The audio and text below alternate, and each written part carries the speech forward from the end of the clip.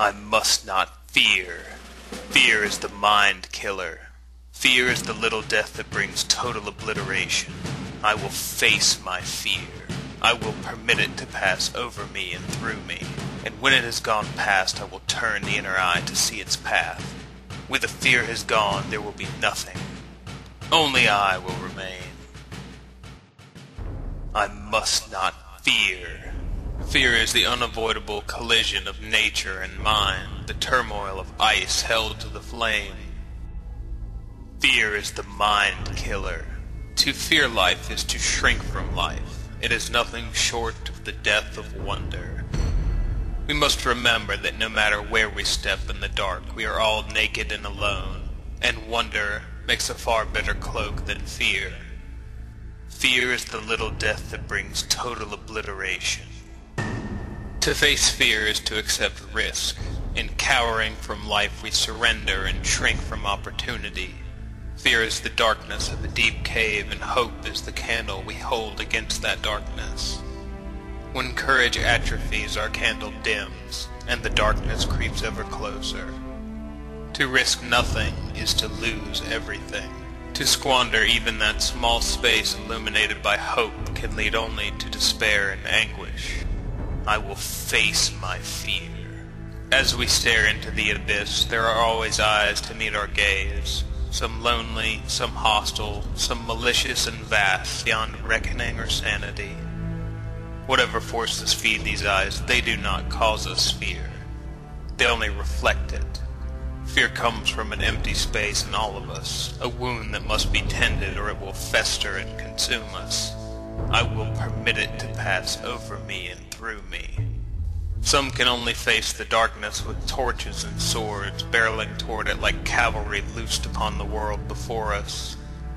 This is a kind of courage, but also another kind of fear. In attempting to destroy that which plagues us, troubles us most deeply, we too often destroy ourselves. This zealotry, packed into a box called bravery or honor, is a reckless exercise of courage.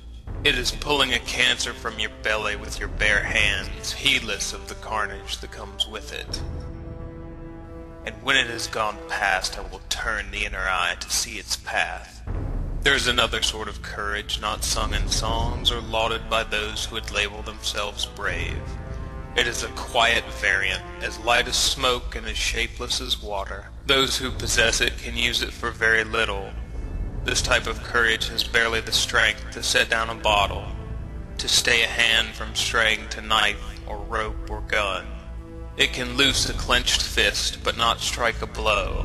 It can slow a thundering heart when to panic would be to die. This is a courage to be cultivated in all of us, whatever else may dwell within our hearts. When the fear has gone, there will be nothing. A hole once dug will fill in time. Only after we have braced ourselves against the dark can we see this. Do we let the world decide what we shall carry in our hearts and risk fear clawing its way back into us? Or do we fill it with our mind, our convictions and our strengths, our hopes and dreams, our resolve to protect and cherish the space, even if only to keep it open in hopes that another will share it? Only I will remain. Even in company, we are alone. Even the anchor of home can cast us into utter isolation. When we are at our best, we have the furthest to fall, and the impact is never soft. We are alone but for the sparkles in the distance, the stray light of torches miles or worlds away. Others may only ever offer us a hand, never a torch.